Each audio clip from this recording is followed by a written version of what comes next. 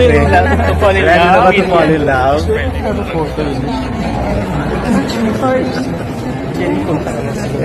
I'm very single. Sa Pilipinas, bago ganito. I don't know. Happiness. Namang sagalin.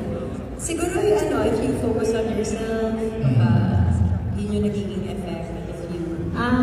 Siguro yung pag-aalaga mo sa sarili and the importance of surrounding yourself with people who lift you up. Yung parang doon po tayo sa masaya, sa good vibes, yung ganun po. Iwas tayo sa yung toxic, iwas po tayo sa anything negative or anything that will bring you down.